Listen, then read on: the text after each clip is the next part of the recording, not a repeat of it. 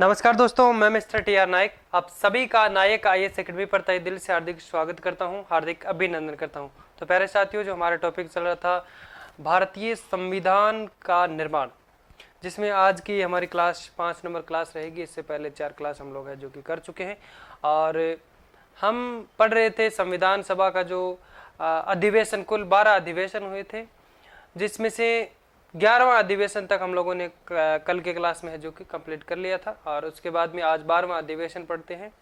ठीक है, तो 11वां अधिवेशन के बारे में हम लोगों ने जानकारी ली थी कि नवंबर 1949 में हुआ था। उसके अंदर क्या हुआ था, ठीक है, तो 11वां जो अधिवेशन है उसमें संविधान का तीसरा वाचन हुआ था। अब वाचन की बात करें तो कब से लेकर कब तक हुआ था? 17 नवंबर से 26 नवंबर 1949 तक है जो कि उसमें वाचन किया गया था। और 26 नवंबर 1949 को यानी 11वां अधिवेशन का जो आखिरी डेट था, उस दिन भीमराव अंबेडकर के द्वारा एक अधिवेशन, एक विधेयक लाया गया जिसका नाम था constitution as settled by assembly be passed. यानी हिंदी में अगर इसकी बात की जाए तो कि संविधान सभा द्वारा निर्धारित संविधान को पारित किया जाए। ये था, क्या था? ये एक विधेयक लाया गया और जो कि 26 नवंबर 1949 11वें अधिवेशन में इसको है जो कि पारित किया गया, संविधान सभा द्वारा पारित किया गया। किसको पारित किया गया, किसके द्वारा लाया गया था अधिवेशन विधेयक?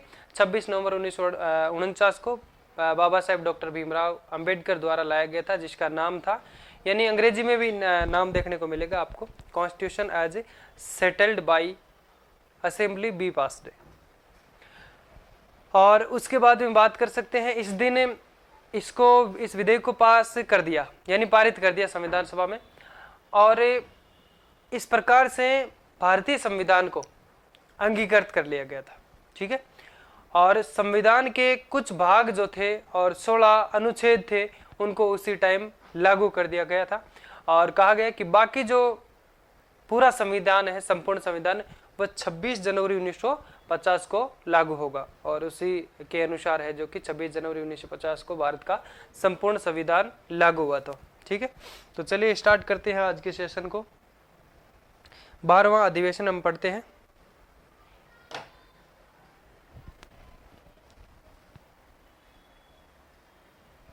कब हुआ था 12वां अधिवेशन? 24 जनवरी 1950 को। उसी दिन संविधान सभा में 2 सदस्य नए भी आए थे, एक हिमाचल प्रदेश से, एक मुंबई से। पहले हेडिंग लगाओ, 12वां अधिवेशन।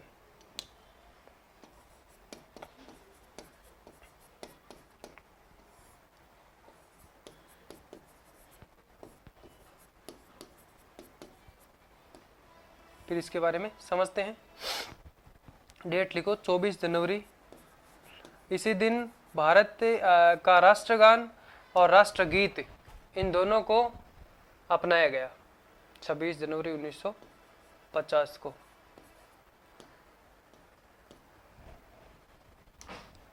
सॉरी, 24 जनवरी, मैंने बोल दिया 26 और लिखा 24 है, सही लिखा है मैंने। अब इसमें बात करते हैं।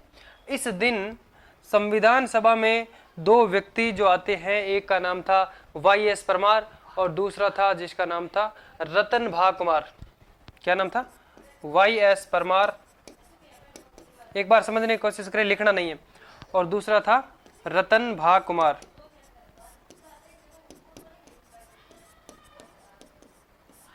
ये आया था मुंबई से और ये आया था हिमाचल प्रदेश से। इन्होंने दोनों ने संविधान सभा की सदस्यता ली।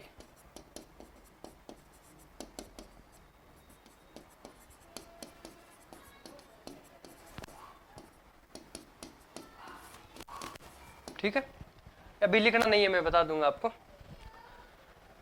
तो यानी 24 जनवरी 1950 के दिन संविधान सभा का 12वां अधिवेशन होता है और उसके अंदर, यानी इस दिन 2 सदस्य जो इस थे, एक का नाम था YS परमार, दूसरा था रतन भा कुमार, जो मुंबई से आए थे, और YS परमार जो है वो हिमाचल प्रदेश से आए थे। ये दोनों इस दिन है जो कि संविधान सभा की सदस्यता लेते हैं। यहां तक समझ में आया।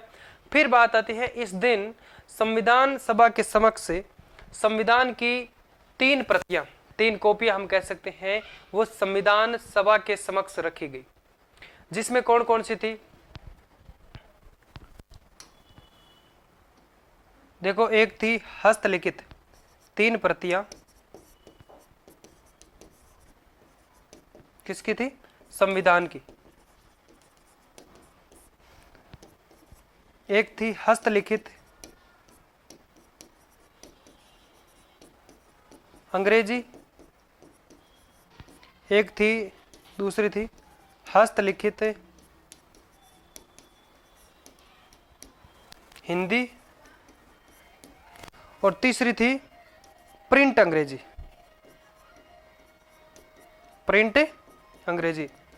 अब इनमें से संविधान सभा ने किस पे हस्ताक्षर किया? इन 3 प्रतियों में से कौन सी प्रति को है जो कि उन्होंने स्वीकार किया? किस पे हस्ताक्षर किया था? प्रिंट अंग्रेजी पर। प्रिंट अंग्रेजी प्रति पर संविधान सभा द्वारा हस्ताक्षर किया गया। ठीक है, प्रिंट अंग्रेजी जो थी, इस पर है जो कि इस संविधान पर है जो कि हस्ताक्षर किया गया।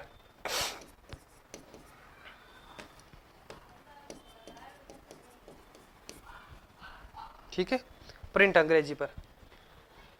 और उसके बाद में हम बात कर सकते हैं यहाँ पे कि संविधान पर सबसे पहले, जैसे ये संविधान की प्रति है, इस पे सिग्नेचर होना था संविधान सभा के सभी सदस्यों के। ठीक है, जिसमें से 284 जो सदस्य थे संविधान सभा के, 284 सदस्यों ने हस्ताक्षर किए। कितने सदस्यों ने? 284 ने, जिनमें से 8 महिलाएं थी। कितनी महिलाएं थी दोस्तों? 8 महिला सदस्य थी, बाकी 276 पुरुष थे। ठीक है, और अब यहाँ पे बात आती है कि सबसे पहले हस्ताक्षर किसने किया था? तो संविधान सभा के इस प्रति को अपनाया गया, प्रिंट अंग्रेजी वाले को को रखा गया कि भाई हाँ ये ठीक है, और इस पे सभी सहमति देने लगे और सबने हस्ताक्षर करने शुरू किए। जिसमें सबसे पहले बुलाया गया नेहरू को, जवाहरलाल नेहरू को बुलाया गया। तो जवाहरलाल नेहरू क्या करते हैं इसमें, उनको पता नहीं था कि भाई सबसे पहले जो संविधान सभा का अध्यक्ष है उसके सिग्नेचर होने चाहिए थे। तो उन्होंने क्या करते दिए थे कि यहाँ पे सबसे पहले ऊपर है जो कि जवाहरलाल नेहरू ने हस्ताक्षर कर दिए। जैसे मानो यहाँ पे JL नेहरू ने यहाँ पे हस्ताक्षर कर दिए। तो अगर बात आती है कि सबसे पहले हस्ताक्षर करने वाला व्यक्ति जो था संविधान सभा पे, वो था जवाहरलाल नेहरू। ठीक है, और फिर इसी के अंदर बात आती है कि सबसे अंत में हस्ताक्षर करने वाला, यानी 284 जो सदस्य थे सब ने हस्ताक्षर कर दिए, और लास्ट में जाकर के है जो कि अंतिम हस्ताक्षर, यानी लास्ट में हस्ताक्षर किए राजेंद्र प्रसाद ने। किसने किए? राजेंद्र प्रसाद ने। यानी सब 284 जो है, इनमें से 283 ने हस्ताक्षर कर दिए संविधान पर, सब संविधान की प्रति पर। एक व्यक्ति बचा, राजेंद्र प्रसाद, वो लास्ट में करता है। लेकिन वो करता कहाँ है? राजेंद्र प्रसाद जो है संविधान सभा के अध्यक्ष थे, स्थायी अध्यक्ष थे। राजेंद्र प्रसाद ने अंत में हस्ताक्षर किया, लेकिन ऐसे नहीं कि अंत में प्रति पर भी अंत में किया था, सबसे पहले यहाँ कर दिया। क्योंकि आपको पता है कि इसमें ये एक नियम मान सकते हो, आपकी अध्यक्ष जो होता है उसका सबसे पहले साइन होना चाहिए, और उनकी जगह पे हस्ताक्षर किसने कर दिए? जवाहरलाल नेहरू ने। क्योंकि पहले उनको दिखाया गया कि भाई हाँ लो सिग्नेचर कर दो, तो उन्होंने सबसे पहले कर दिया। हालांकि इनको राजेंद्र प्रसाद के लिए जगह छोड़नी चाहिए थी, है ना। तो फिर क्या किया, थोड़ी सी जगह थी तो राजेंद्र प्रसाद ने है जो कि ऐसे टेढ़ा करके और यहाँ पे साइन कर दिया ऊपर। तो अब हम बात करें, देखो 2 प्रश्न बनता है यहाँ पे कि सबसे पहले हस्ताक्षर किसने किए? सबसे पहले संविधान पर हस्ताक्षर करने वाला व्यक्ति जवाहरलाल नेहरू, और अंत में करने वाला राजेंद्र प्रसाद। ये तो बात डायरेक्ट आ गई। अब प्रश्न में एक थोड़ी सी लाइन और जोड़ी जा सकती है कि कर्मानुसार सबसे फर्स्ट हस्ताक्षर किसका है? तो राजेंद्र प्रसाद का आता है। सबसे फर्स्ट, लास्ट में किया था लेकिन किया कहाँ पे, 1 नंबर पे कर दिया, यानी सब ने जो हस्ताक्षर किए उसके ऊपर जाके कर दिया। और अंतिम हस्ताक्षर किसके देखने को मिलता है, फिरोज गांधी के। अंतिम हस्ताक्षर देखने को मिलते हैं फिरोज गांधी के। जैसे मतलब ये कंप्लीट हो गए, ठीक है, और वापस से मानो कि दूसरा पेज आ गया इस पे यहाँ से, और ये लास्ट पेज है, मानो कि यहाँ पे फिरोज गांधी के हस्ताक्षर है। किसके दोस्तों, फिरोज गांधी के। समझ में आया यहाँ तक, इसको लिख लेंगे हम अच्छे से। क्रमानुसार संविधान पर प्रथम हस्ताक्षर किसके हैं, राजेंद्र प्रसाद के। अंतिम हस्ताक्षर किसके हैं, क्रमानुसार फिरोज गांधी के। प्रथम हस्ताक्षर किसने किया था, जवाहरलाल नेहरू ने। अंतिम हस्ताक्षर किसने किया था, राजेंद्र प्रसाद ने। समझ में आया यहां तक। क्रमानुसार अगर बात आए तो राजेंद्र प्रसाद और अंतिम फिरोज गांधी। संविधान पर कितने लोगों ने हस्ताक्षर किए थे, कितने सदस्यों ने, 284 सदस्यों ने किया था, जिनमें से 8 महिलाएं थी। फिर इसके बाद में संविधान पर हस्ताक्षर हो जाते हैं और जवाहरलाल नेहरू के द्वारा देश के प्रथम राष्ट्रपति के लिए, देश के प्रथम राष्ट्रपति हेतु राजेंद्र प्रसाद के नाम से एक प्रस्ताव रखा गया कि देश का प्रथम जो राष्ट्रपति है वो राजेंद्र प्रसाद को बनाया जाए, और जिस पे अनुमोदन देता है सरदार वल्लभ भाई पटेल, यानी सहमति देता है वल्लभ भाई पटेल। यहाँ पे बात करते हैं देश के प्रथम राष्ट्रपति के लिए। एक बार लिखना नहीं है कुछ भी, एक बार केवल समझने की कोशिश करें। देश के प्रथम राष्ट्रपति के लिए एक प्रस्ताव लेकर के आते हैं। किसके द्वारा रखा गया ये प्रस्ताव, JL नेहरू के द्वारा रखा गया, जवाहरलाल नेहरू के द्वारा रखा गया। और इस प्रस्ताव पर अनुमोदन कौन करते हैं, सहमति देते हैं, समर्थन करते हैं इसका वल्लभ भाई पटेल। सरदार पटेल सीधा लिख दो, सरदार पटेल इस पर है जो कि अनुमोदन करते हैं। ठीक है, यहां तक समझ में आया। फिर बात आती है कि ये जो प्रस्ताव रखा गया था किसके द्वारा, नेहरू के द्वारा, किसके लिए रखा गया। इस प्रस्ताव में प्रथम राष्ट्रपति के में किसका नाम खोला गया, राजेंद्र प्रसाद का, कि किसको बना जाए, राजेंद्र प्रसाद को। अब बात क्या हुई थी कि संविधान सभा के अंदर इस प्रकार से राष्ट्रपति के पद के लिए एक ही आवेदन आया था, वो भी किसके नाम से, राजेंद्र प्रसाद के नाम से।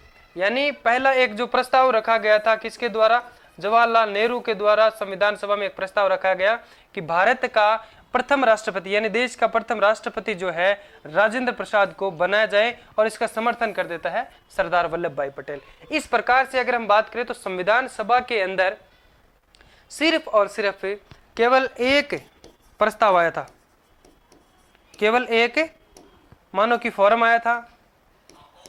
ठीक है, एक ही फॉर्म आया था, वो भी किसके नाम से, राजेंद्र प्रसाद के नाम से एक आवेदन आया था। और इसी के कारण केवल एक आवेदन जो कि राजेंद्र प्रसाद के नाम से, तो इसी कारण प्रथम राष्ट्रपति जो है चुनाव में, यानी इस फिर क्या किया जाता है कि भाई इसको राष्ट्रपति एक ही अगर आता है तो वो निर्विरोध के रूप में हम कह सकते हैं, जिसका कोई विरोध नहीं करते हैं, और उसको नियुक्त किया जाता है, यानी उसको निर्वाचित कर दिया जाता है। तो इस प्रथम राष्ट्रपति के चुनाव में निर्वाचन अधिकारी जो कौन था, वह इसके बारे में अगर बात करें तो HVR अयंगर था। प्रथम राष्ट्रपति चुनाव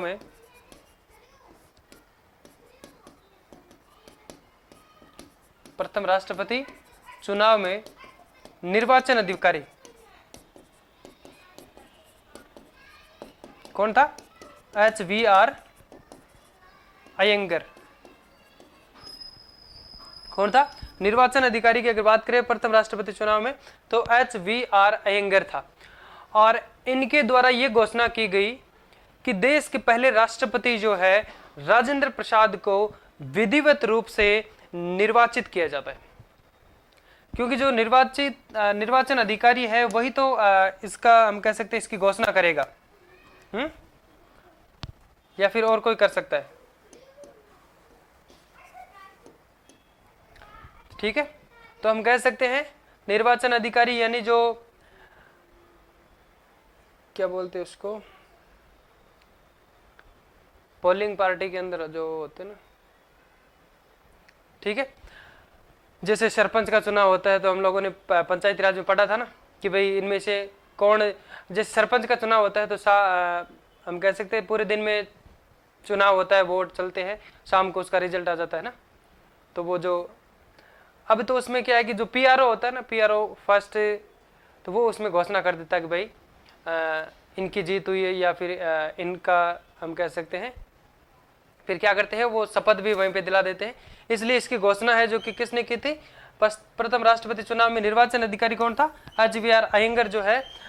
इनको तो साफ साफ पता चल गया था भाई कि एक ही अगर फॉर्म आया तो इनको विधिवत रूप से है जो कि निर्वाचित किया जाता है।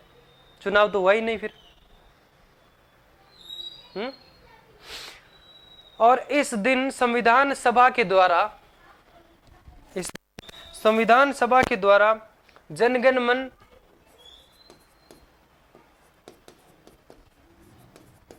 मन राष्ट्रगान और वंदे मातरम राष्ट्रगीत, वंदे मातरम राष्ट्रगीत को है जो कि इस दिन क्या किया गया था भाई, इस दिन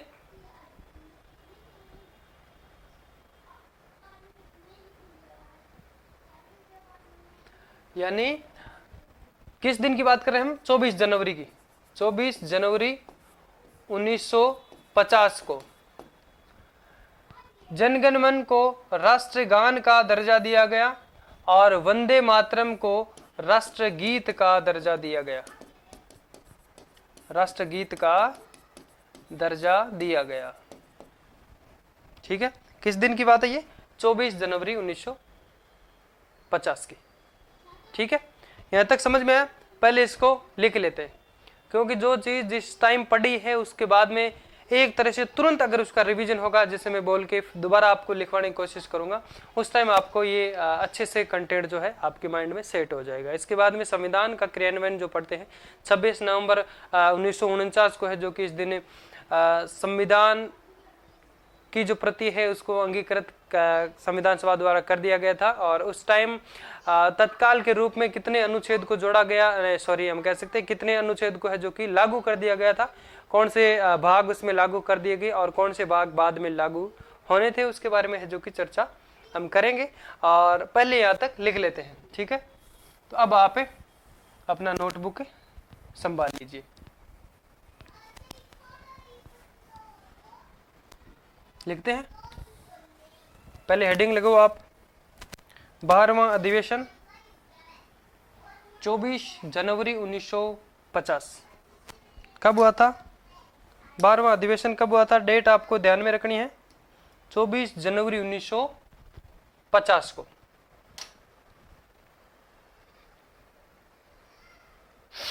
इस दिन 2 सदस्यों ने संविधान सभा की सदस्यता ली।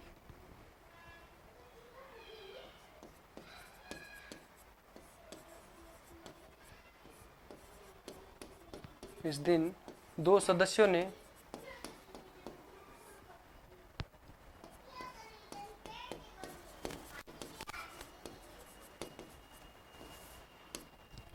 संविधान सभा की सदस्यता ग्रहण की।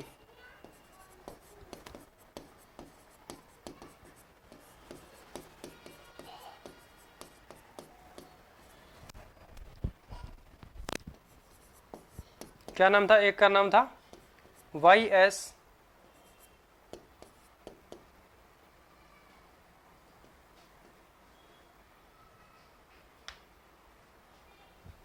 जो कि हिमाचल प्रदेश से आए थे, YS परमार।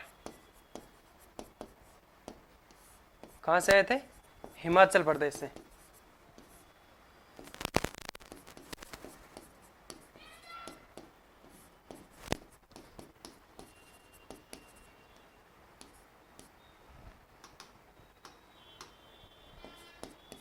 ठीक है, और दूसरा कहां से आया था, रतन कुमार झा,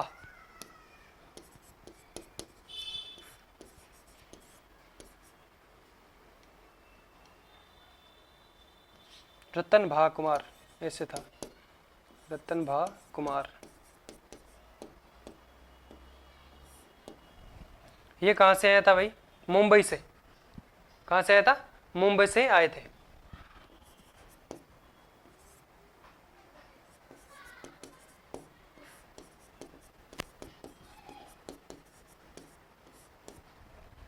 ठीक है, समझ में आ गया। इस दिन 2 सदस्यों ने संविधान सभा की सदस्यता ग्रहण की। पहला नाम था, ऐसे हिंदी में लिख देता हूं इसको पूरा,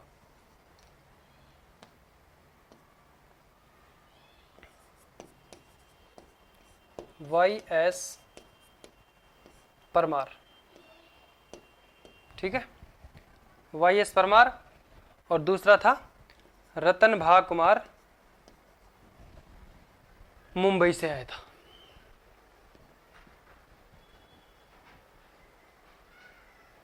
फिर बात करते हैं, इसी दिन संविधान सभा के समक्ष संविधान की 3 प्रतियां रखी गई। संविधान सभा के समक्ष संविधान की 3 प्रतियां रखी गई। कौन कौन सी थी? ऐसे लिखने की जरूरत नहीं है। इसी दिन संविधान सभा के समक्ष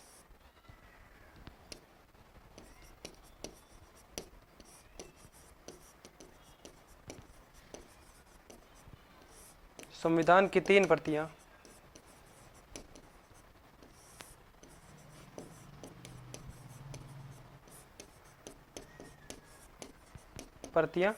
रखी गई।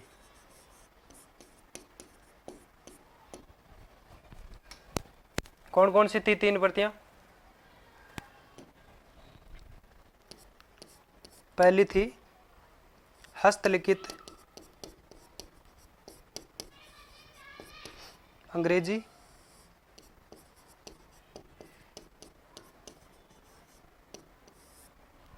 दूसरी थी हस्तलिखित हिंदी,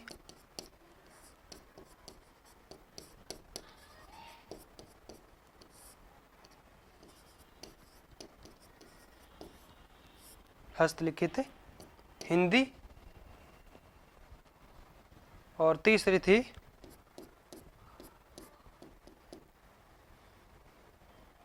प्रिंट अंग्रेजी। हाथ से लिखे हुए अंग्रेजी शब्द थे एक में, और एक में प्रिंट किए हुए अंग्रेजी थे। ठीक है, तो ये 3 प्रतियां हैं जो कि संविधान सभा के समक्ष है, जो कि रखी गई थी। 3 कॉपियां कह सकते हैं। और संविधान सभा के द्वारा या संविधान पर इनमें से किस पर है जो कि हस्ताक्षर किए गए? संविधान पर हस्ताक्षर हस्तलिखित अंग्रेजी पर किए गए।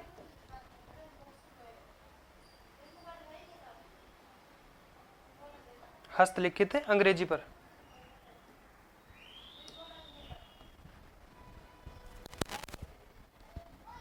इस पर है जो कि हस्ताक्षर किए गए। एक लाइन लिख दो यहाँ पे, संविधान पर हस्ताक्षर, संविधान पर हस्ताक्षर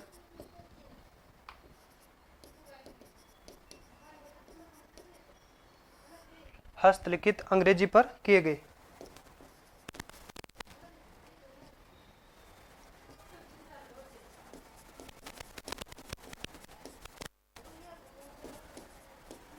हस्तलिखित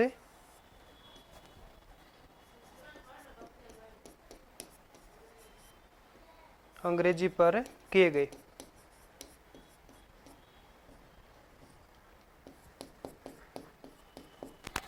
ठीक है,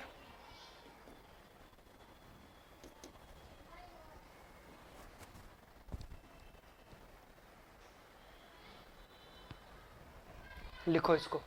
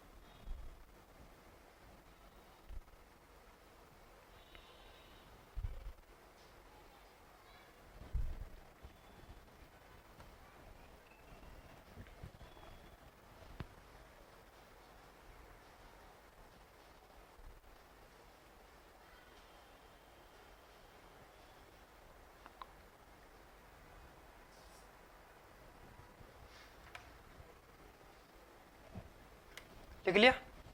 चलो अब लिखो, संविधान पर सबसे पहले जवाहरलाल नेहरू द्वारा हस्ताक्षर किए गए। संविधान पर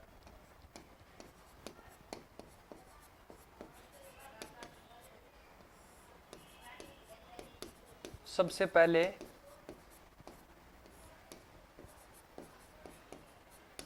किसके द्वारा किए गए? जवाहरलाल नेहरू द्वारा हस्ताक्षर किए गए।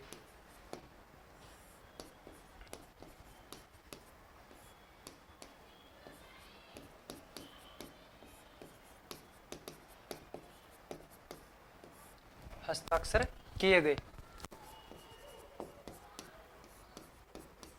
सबसे पहले किनके द्वारा किए गए? जवाहरलाल नेहरू द्वारा। फिर किसके द्वारा किए गए? संविधान पर अंतिम हस्ताक्षर, संविधान पर अंतिम हस्ताक्षर राजेंद्र प्रसाद द्वारा किए गए, जो संविधान सभा के अध्यक्ष थे। अंतिम हस्ताक्षर राजेंद्र प्रसाद द्वारा किए गए, प्रसाद द्वारा किए गए। किए कहां पे? सबसे ऊपर जाके। ठीक है, अब एक चीज नोट लगा के लिखो, कर्मानुसार वाली नोट लगा के लिखो कि कर्मानुसार अगर बात आए तो संविधान पर कर्मानुसार पहले हस्ताक्षर, पहले स्थान पर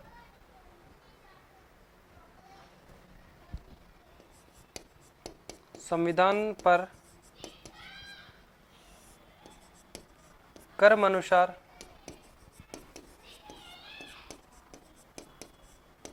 संविधान पर कर्मानुसार प्रथम स्थान पर हस्ताक्षर,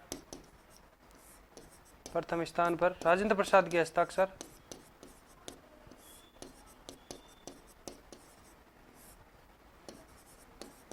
तथा अंतिम स्थान पर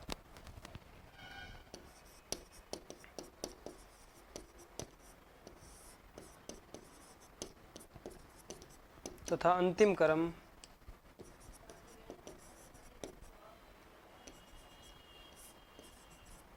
अंतिम क्रम में हस्ताक्षर फिरोज गांधी के है।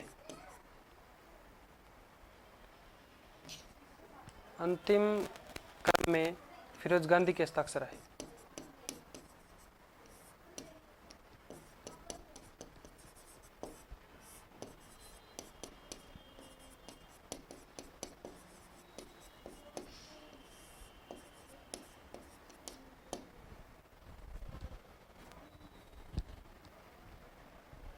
लिख रहे हो साथ साथ? फिर एक लाइन और लिखो इसमें, संविधान पर कुल 284 सदस्यों ने हस्ताक्षर किए। संविधान पर कुल 284 सदस्यों ने हस्ताक्षर किए, जिनमें 8 महिलाएं थी।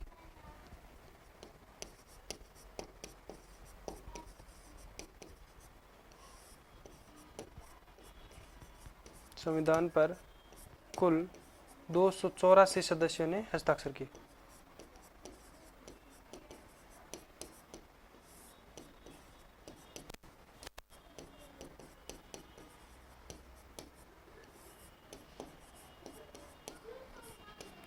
जिनमें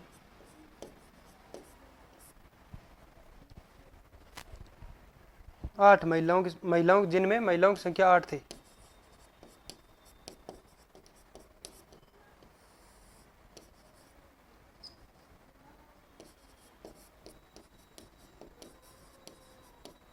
कितनी थी? 8। जिनमें महिलाओं की संख्या 8 थी। कब बात आती है देश के राष्ट्रपति के बारे में हम चर्चा करते हैं। जवाहरलाल नेहरू के द्वारा देश के प्रथम राष्ट्रपति के लिए है, जो कि उनके नाम का एक प्रस्ताव रखा गया था और उस पर समर्थित अनुमोदन करते हैं सरदार पटेल।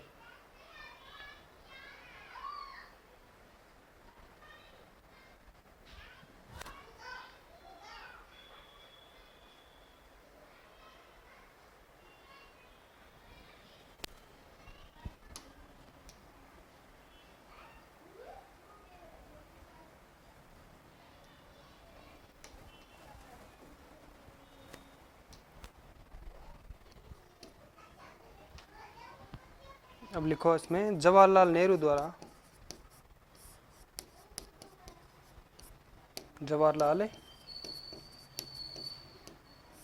द्वारा देश के प्रथम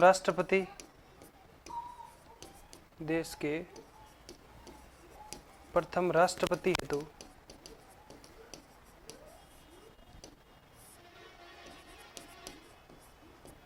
राजेंद्र प्रसाद के नाम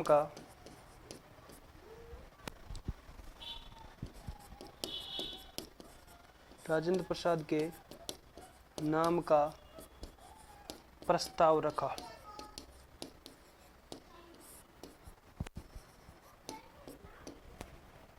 इसमें अनुमोदन पटेल ने किया था, सीधा लिख दो अनुमोदन जिसका सरदार पटेल ने अनुमोदन किया,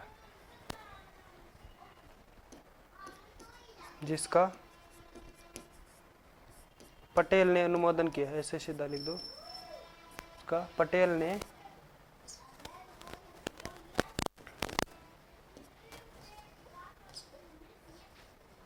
चलो लिख देता हूं, जिसका सरदार पटेल ने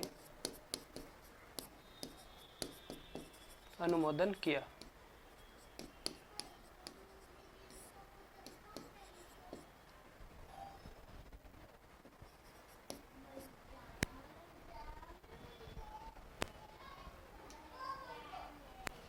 लिख लिया?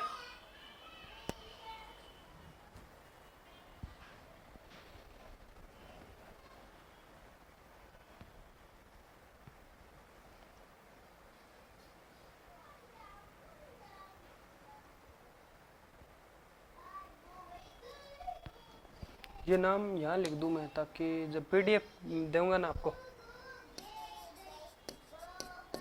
तो उसमें दिक्कत रहेगी। ठीक है,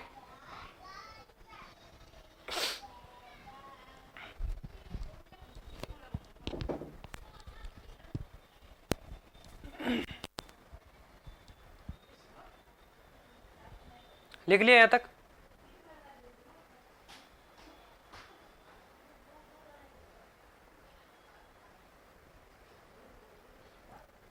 इसके बाद में लिखो प्रथम राष्ट्रपति के चुनाव हेतु निर्वाचन अधिकारी के रूप में HBR अयंगर थे, और इनके द्वारा ये घोषणा की जाती है कि प्रथम देश के राष्ट्रपति के लिए है जो कि एक ही आवेदन आया था, और इसके लिए है जो कि राजेंद्र प्रसाद को विधिवत रूप से निर्वाचित किया जाता है। जवाहरलाल नेहरू द्वारा देश के प्रथम राष्ट्रपति हेतु राजेंद्र प्रसाद के नाम का प्रस्ताव रखा, जिसका सरदार पटेल ने अनुमोदन किया था। इस प्रकार से राष्ट्रपति पद हेतु एक आवेदन प्राप्त हुआ। पहले ये एक लाइन लिखो, इस प्रकार से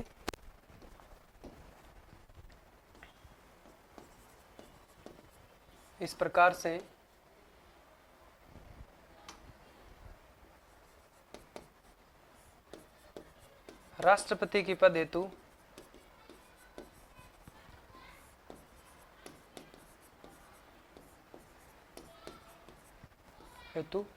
एक ही आवेदन प्राप्त हुआ, हेतु राजेंद्र प्रसाद के नाम का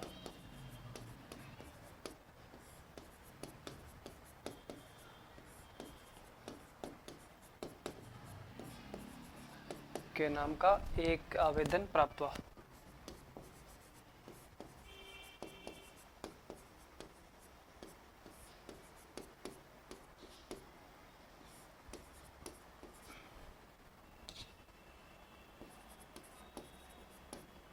ठीक है, फिर लिखो देश के प्रथम राष्ट्रपति के लिए देश के प्रथम राष्ट्रपति हेतु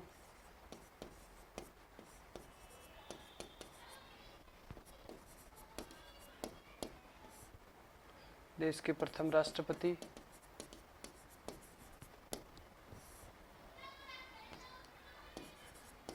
के चुनाव हेतु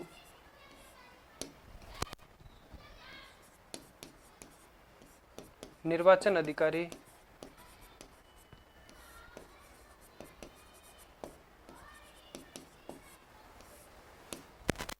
कौन था? HVR अयंगर।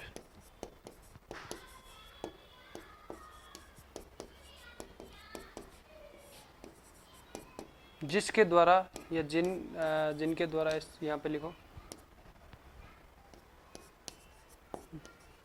जिनके द्वारा ये घोषणा की गई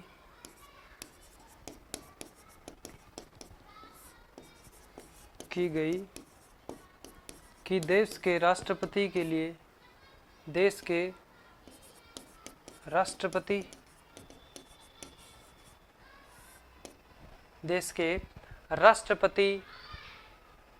लिख रहे हो, साथ साथ लिखते रहो, कि देश के राष्ट्रपति राजेंद्र प्रसाद को विधिवत रूप से निर्वाचित किया जाता है। देश के प्रथम राष्ट्रपति, ऐसे लिख दो, देश के प्रथम राष्ट्रपति राजेंद्र प्रसाद को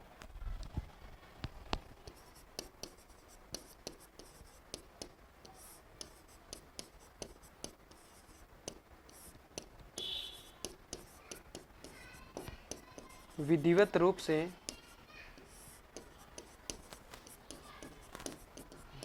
निर्वाचित किया जाता है।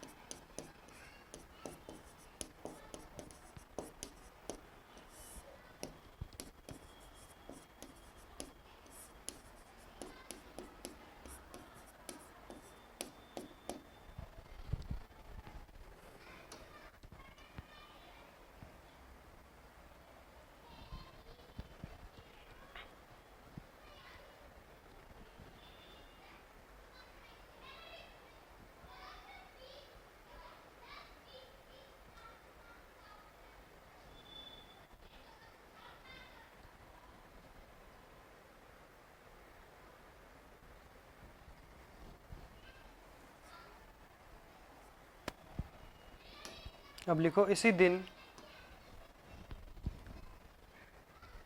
दिन संविधान सभा द्वारा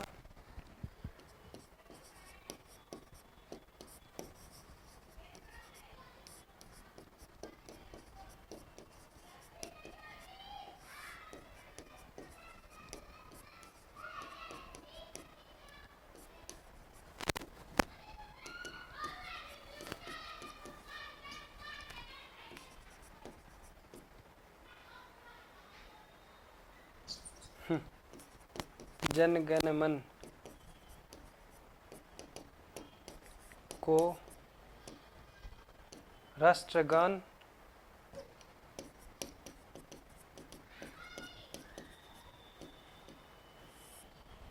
इस दिन संविधान सभा द्वारा, यानी 24 जनवरी 1950 को, जनगण मन को राष्ट्रगान व वंदे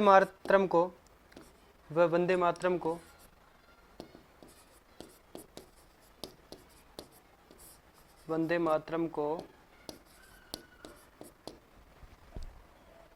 राष्ट्रगीत का दर्जा दिया गया। राष्ट्रगीत का दर्जा दिया गया किसके द्वारा? संविधान सभा के द्वारा। समझ में आया कुछ? इस दिन जनगण मन को राष्ट्रगान का दर्जा दिया गया और वंदे मातरम को है जो कि राष्ट्रगान का दर्जा, राष्ट्रगीत का दर्जा दिया गया। अब मेरे को आप ये बात बताओ कि राष्ट्रगान और राष्ट्रगीत, इन दोनों के सम्मान में क्या कोई फर्क है?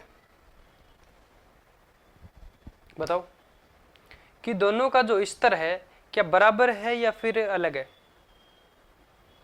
क्या आप राष्ट्रगान का अपमान नहीं कर सकते? राष्ट्रगान अगर चल रहा है तो आप सीधा खड़े रहते हैं, क्या ऐसा इसमें भी है या नहीं है? या जब मन चाहे कहीं भी मोहल्ले में राष्ट्रगान को बजा दिया, क्या इसमें भी ऐसा है? राष्ट्रगीत में भी देखो, इसमें बात यह है कि दोनों का स्तर जो है वो बिल्कुल समान होगा। क्या है? ये तय किया गया है कि दोनों का स्तर बिल्कुल समान होगा। जितनी हम इज्जत राष्ट्रगान की करते हैं सेम उतनी ही हमें राष्ट्रगीत की करनी चाहिए। ठीक है, लिख दो इसमें, दोनों का स्तर समान होगा। प्रश्न बन सकता है कि राष्ट्रगान व राष्ट्रगीत का दोनों का स्तर समान होगा, या फिर दोनों का स्तर समान नहीं होगा। ठीक है, कथन निष्कर्ष में आपका प्रश्न बन सकता है, इसमें लिख दो यहाँ पे दोनों का स्तर समान होगा। दोनों का स्तर समान होगा।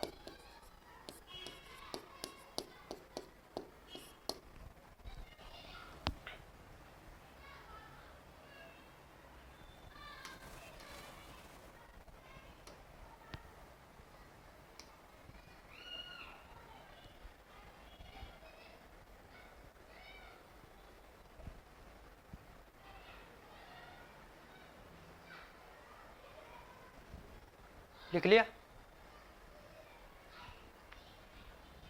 चलो जल्दी लिखो।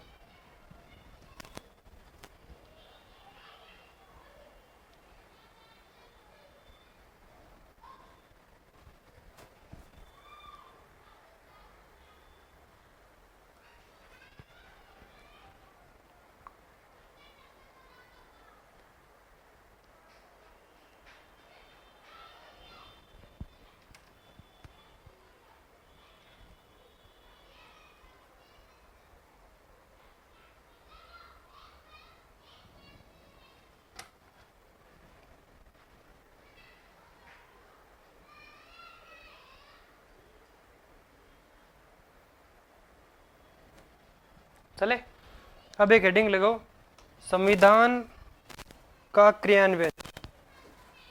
तो संविधान का निर्माण होता है, एक होता है संविधान का क्रियान्वयन। क्रियान्वयन का मतलब होता है लागू करना।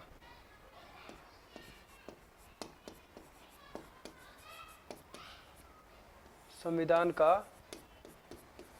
क्रियान्वयन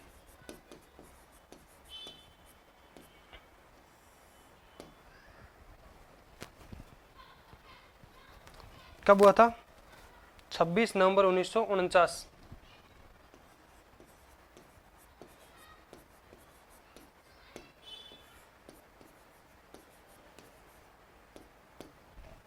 नवंबर 1949 को।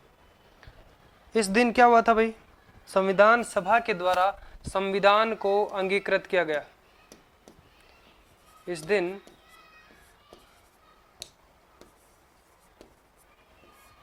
संविधान सभा द्वारा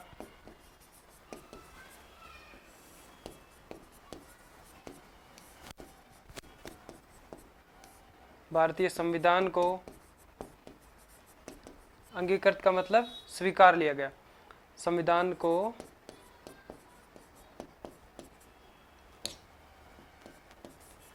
अंगीकृत, अधिनियमित, और हम कह सकते हैं इसको आत्मर्पित। अधिनियमित, आत्मर्पित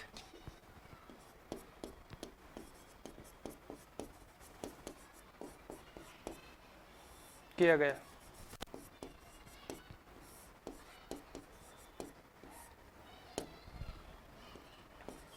और इसी दिन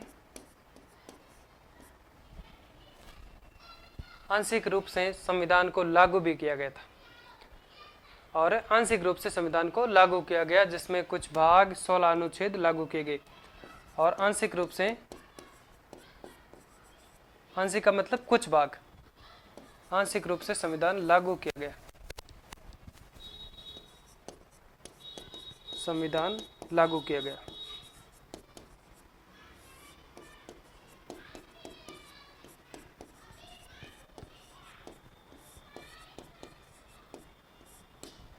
आंशिक रूप से संविधान को लागू भी किया था। इसमें फिर लिख दो एक लाइन कि इस दिन कुल 16 अनुच्छेद लागू किए गए।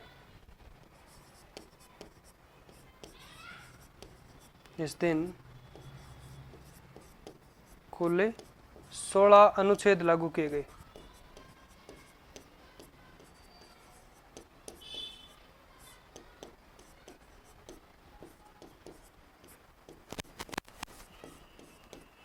किए गए।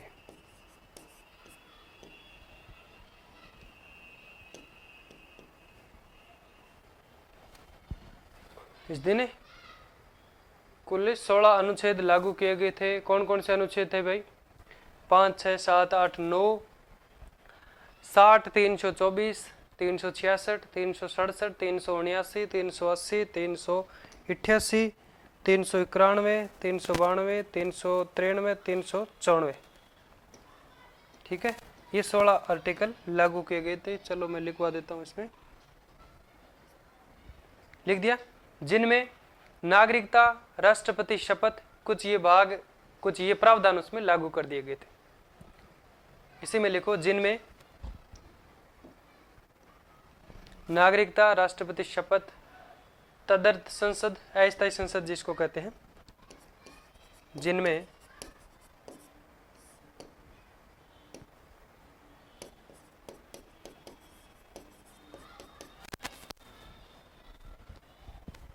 नागरिकता, राष्ट्रपति शपथ,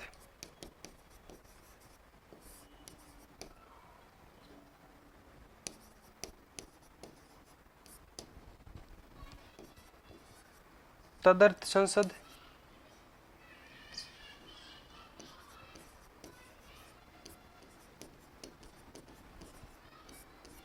यानी अस्थायी संसद।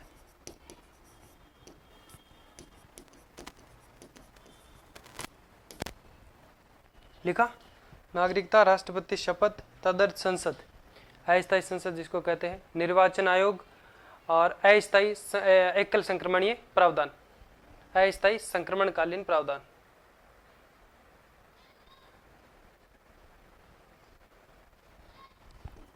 निर्वाचन आयोग,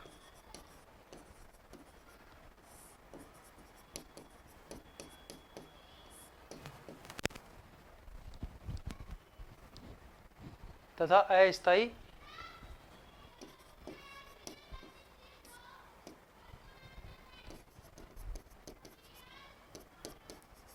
अस्थायी संक्रमणकालीन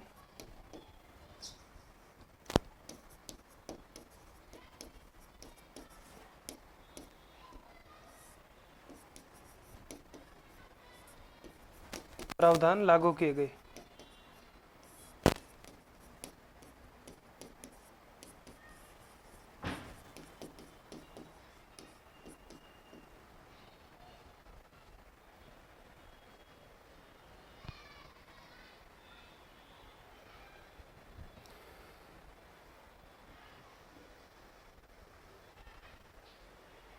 अब लिख लो 16 अनुच्छेद का नाम, 16 अनुच्छेद लिख लो, कौन कौन से थे?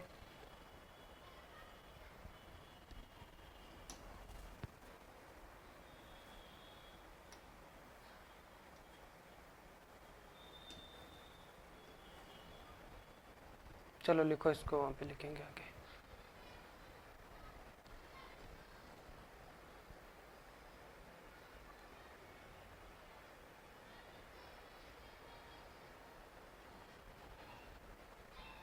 लिख लिया?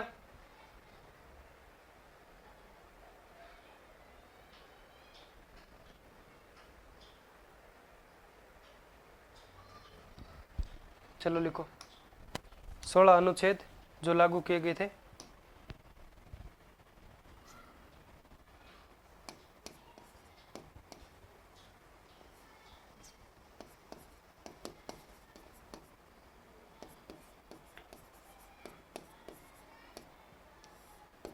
कौन कौन से थे? 5, 6, 7, 8, 9, 60, 324, 366, 367, 368, 379, 380, 388, 380, 388 और 391, 392, 393 और 394 अनुच्छेद लागू के 16 हो गए ना।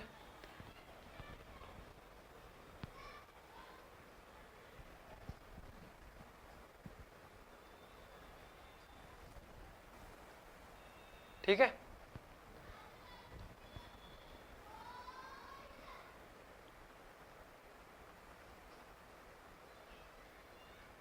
कितने हो रहे बताओ, ज्यादा नहीं होगे?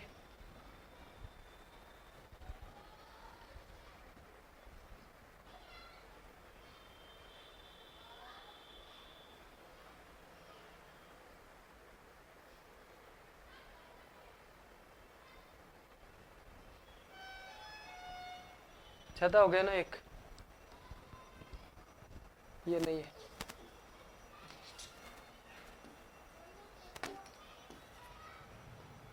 तीन सौ उन्यासी।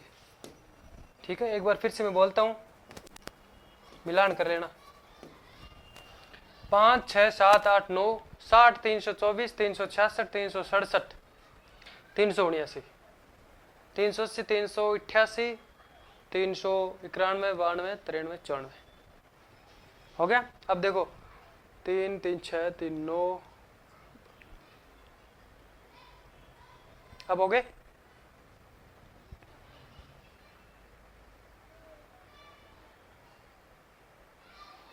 ठीक है, अब हो गए।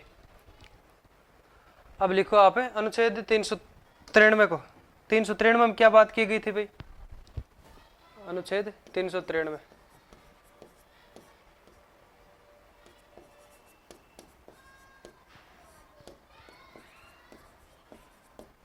कि भारत के संविधान का नाम भारत का संविधान होगा। 393 में क्या बात की गई?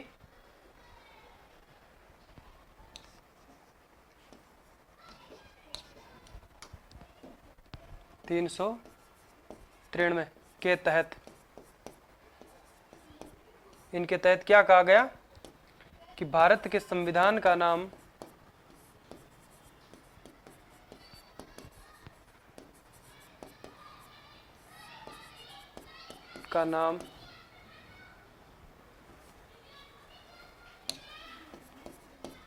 क्या होगा?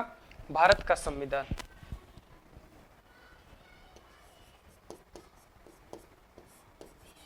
भारत का संविधान होगा।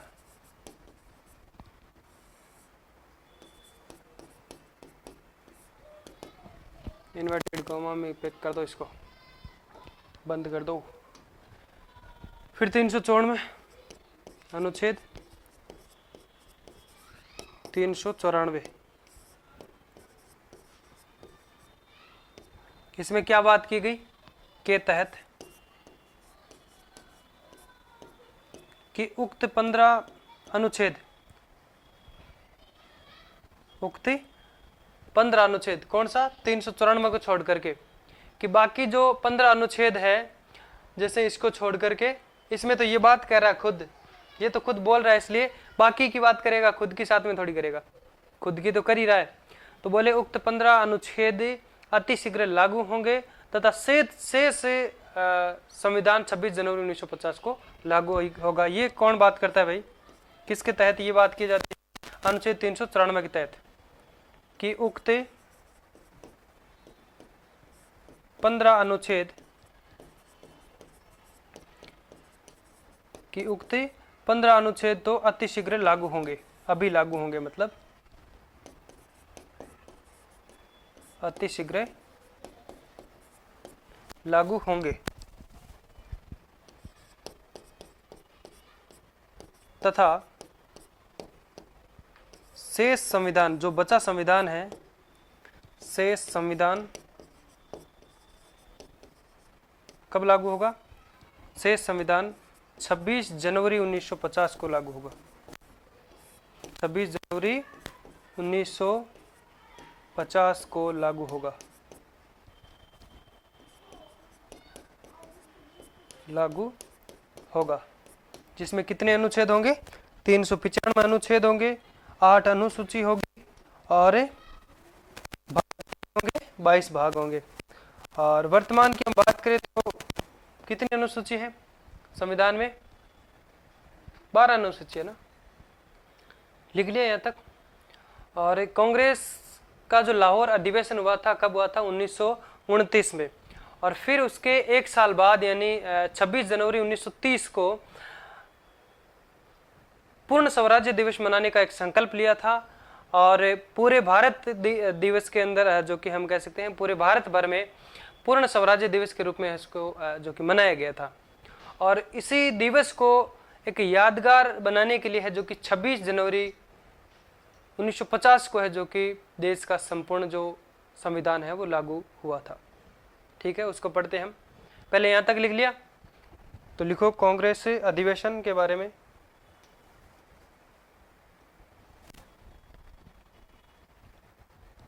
कांग्रेस लाहौर अधिवेशन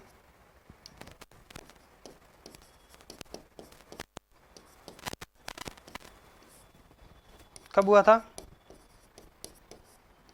कांग्रेस लाहौर अधिवेशन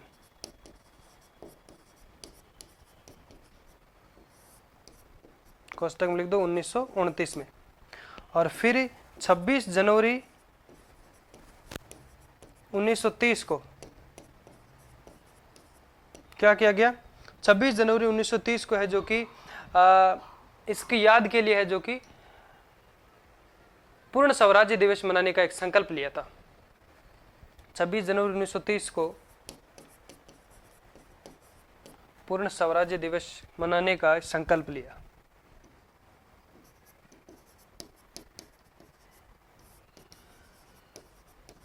दिवस मनाने का संकल्प लिया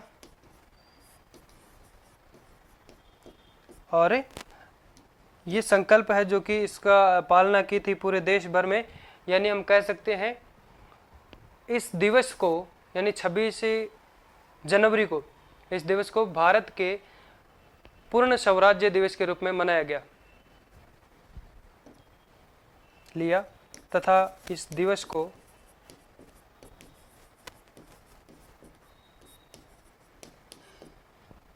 भारत में पूर्ण स्वराज्य दिवस के रूप में मनाया। भारत में पूर्ण स्वराज्य दिवस के रूप में मनाया।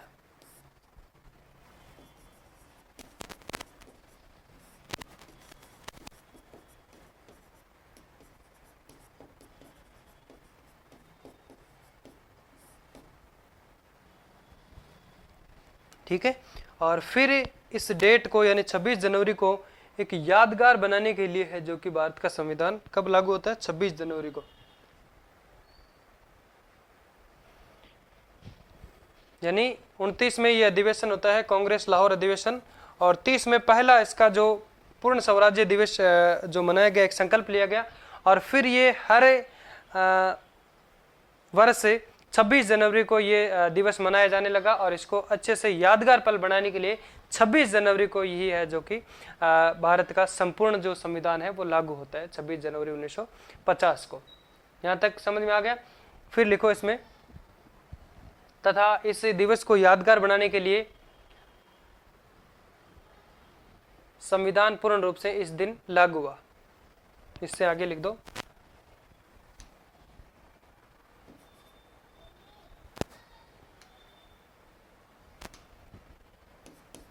तथा इस दिन को यादगार बनाने के लिए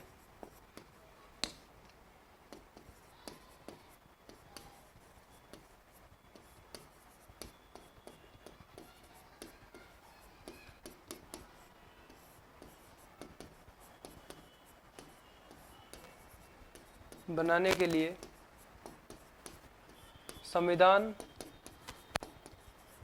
पूर्ण रूप से इस दिन लागू किया गया। संविधान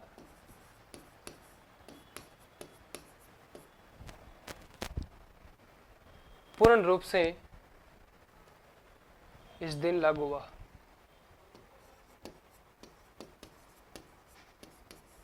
इस दिन लागू हुआ।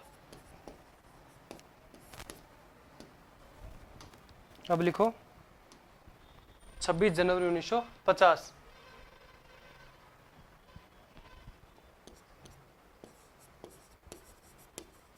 छब्बीस जनवरी 1950 संपूर्ण रूप से संविधान लागू। पूर्ण रूप से लिख दो, पूर्ण रूप से संविधान लागू हुआ?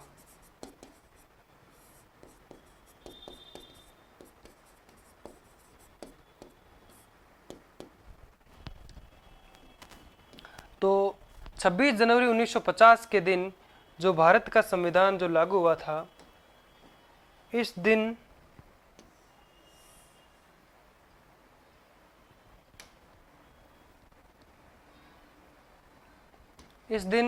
कितने अनुच्छेद लागू किए गए भाई?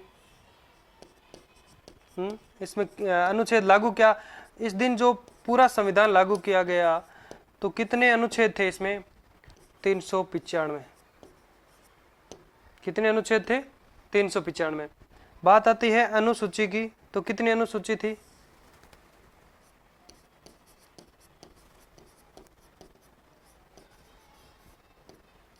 अनुसूची कितनी थी? 8। फिर बात आती है इस संविधान में भाग कितने थे?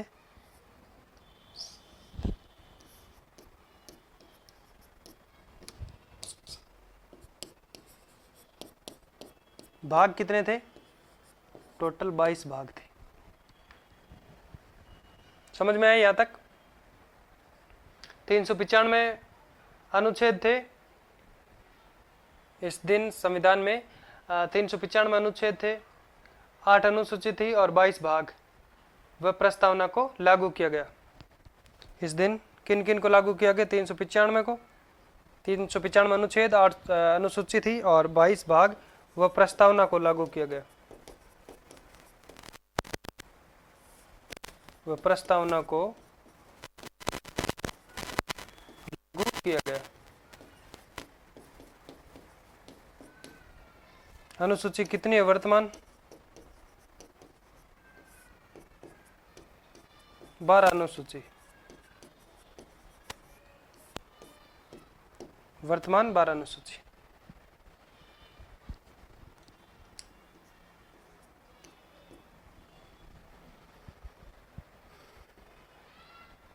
लिख लिया? इसको ठीक से लिखो थोड़ा ढंग से।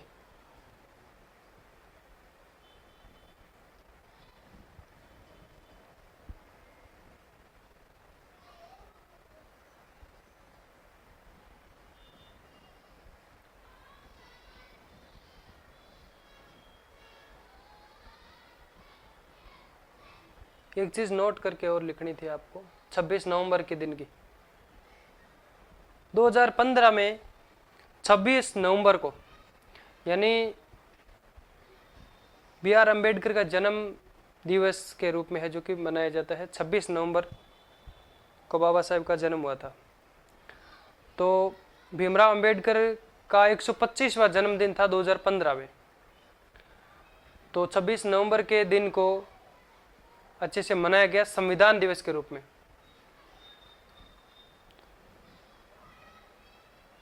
और उसके बाद में अब तक है जो कि संविधान दिवस के रूप में मनाया जाता है 26 नवंबर को। तो कब से शुरू हुआ था? 125वें जन्मदिन से, 2015 से। लिख लिया यहाँ तक? अब एक चीज नोट लगा के लिखो,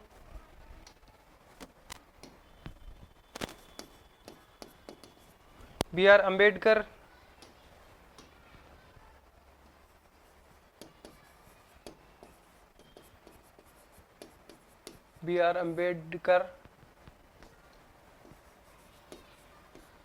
के 125वें जन्मदिन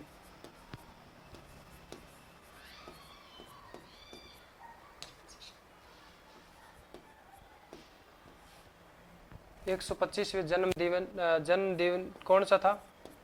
2015 में को 2015 में हुआ था। इस दिन या इस दिवस, इसमें लिख दो, इस दिवस किसकी बात करें हम? 26 नवंबर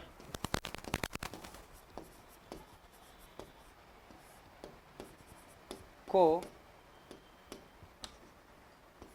पूरे भारत भर में को संविधान दिवस के रूप में मनाया, को संविधान दिवस के रूप में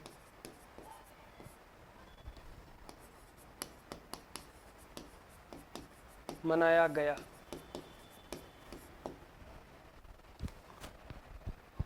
तथा 125वें जन्मदिन से लेकर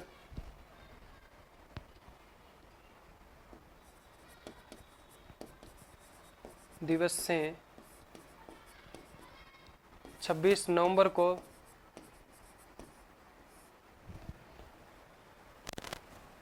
इनका जन्म दिवस जो है वो किसके रूप में मनाया जाता है? संविधान दिवस के रूप में मनाया जाता है।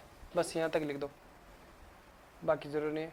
देखो, बाबा साहेब डॉक्टर भीमराव अंबेडकर का 2015 में 125वां जन्म दिवस था और उस दिन यानी 26 नवंबर को संविधान दिवस के रूप में मनाया और अभी भी मनाते हैं। ठीक है,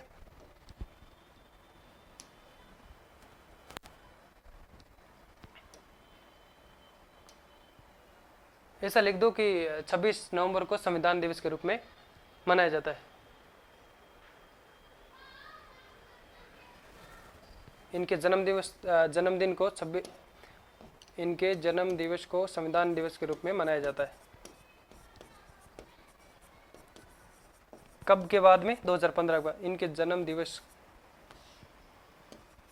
दिन को संविधान दिवस के रूप में मनाया जाता है।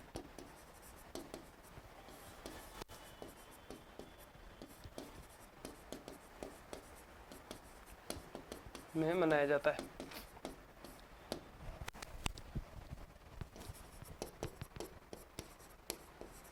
ठीक है, ये नोट है, आप लिख लेना इसको।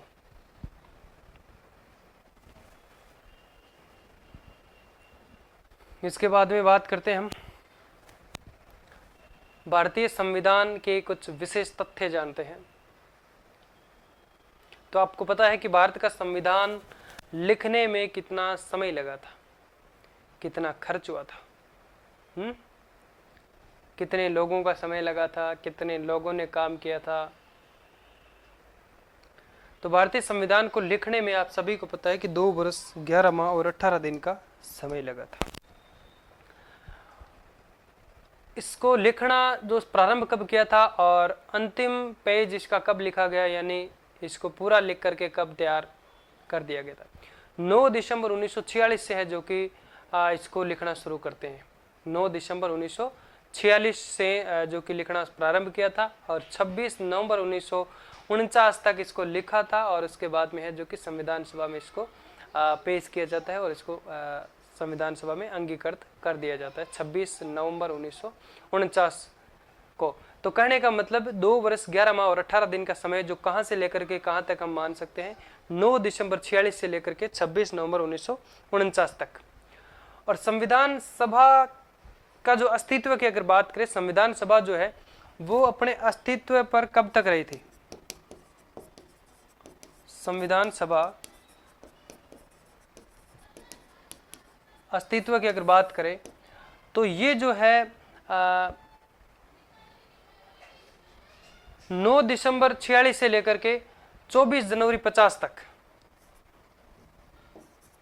9 दिसंबर 46 से 24 जनवरी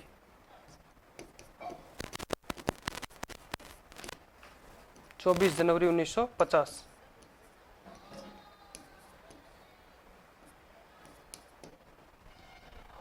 तो मतलब कितना टाइम हो जाता है इसमें? संविधान सभा 24 जनवरी 1950 तक रही थी और 26 जनवरी 1950 को भारत का संविधान लागू हो जाता है। और इसका जो समय की बात करें 3 वर्ष 1 माह और 16 दिन था। कितने टाइम तक रही थी ये? 3 वर्ष 1 माह और 16 दिन संविधान सभा अपने अस्तित्व में रही थी। ठीक है, कब से कब तक? 9 दिसंबर 1946 से 24 जनवरी 1950 तक रही थी। संविधान में कुल अधिवेशन कितने हुए थे भाई? कितने अधिवेशन पढ़ लिए हम? पूरे कर दिए? 12 अधिवेशन। संविधान सभा का आखिर अधिवेशन कहाँ गया? हाँ, ये रहा। तो संविधान सभा में कुल 12 अधिवेशन हुए थे और टोटल मिलाकर के सबकी जो बैठकें की अगर बात करें तो कुल 167 बैठक हुई थी। कितने? 167। 12 अधिवेशनों में, संविधान सभा के कुल 12 अधिवेशनों में, 12 अधिवेशनों में कुल 167 बैठक हुई थी। कई जगह 166 बताया जाता है। ठीक है, 166 बताया जाता है। तो एक कौन सी रह गई भाई? 24 जनवरी वाली प्लस एक 24 जनवरी वाली। कई जगह 166 बताते हैं, लेकिन रियल में कितने हैं? 167 बैठक है। 24 जनवरी 1950 वाली को अगर हम साथ में जोड़ते हैं तो कितनी हो जाती है? 167 बैठक है, जो कि 12 अधिवेशनों में हुई थी। संविधान का लेखन जो करने का काम किसने किया था भाई? अंग्रेजी में जो किया था प्रेम बिहारी नारायण रायजादा ने किया था। और किस फॉन्ट में संविधान को लिखा था? फॉन्ट का मतलब शैली को कह सकते हैं, शब्द जो किस प्रकार से हैं। जैसे एक तो मैं ऐसे लिखा और एक इसको मैं ऐसे लिखा, तो ये क्या है? एक अलग अलग शब्दों की शैली होती है। ठीक है, फॉन्ट जो हम कहते हैं। कभी पावर पॉइंट वगैरह आपने, जैसे मेरे जो भी स्टूडेंट है सबने RKCL वगैरह जो कंप्यूटर कोर्स वगैरह कर रखा होगा, तो आपको पावर पॉइंट जो माइक्रोसॉफ्ट वर्ड के बारे में ध्यान होगा कि फॉन्ट क्या होता है। ठीक है, तो इटालिक शैली में है जो कि संविधान की अंग्रेजी प्रति को है जो कि लिखा गया, जिसपे संविधान के द्वारा हस्ताक्षर किया गया था। हस्तलिखित अंग्रेजी पर है जो कि 3 प्रतियां जो रखी गई थी संविधान सभा के समक्ष, जिसमें हस्तलिखित अंग्रेजी पे है जो कि हस्ताक्षर किया गया, उसको अपनाया गया। फिर बात आती है कि हिंदी अनुवाद इसमें किसके द्वारा किया गया था? तो हिंदी अनुवाद जो है इसका किया गया था घनश्याम गुप्त के द्वारा। घनश्याम गुप्त जो है हिंदी अनुवाद समिति के अध्यक्ष कहलाते थे, और इनके साथ में एक व्यक्ति और थे जिनका नाम था कृष्ण वेद, बसंत कृष्ण वेद, जिसने हिंदी में सुलेखन का कार्य किया, जिसमें हिंदी का सुलेखन का कार्य किया। जैसे मैं बात करता हूं, कॉन्स्टिट्यूशन है,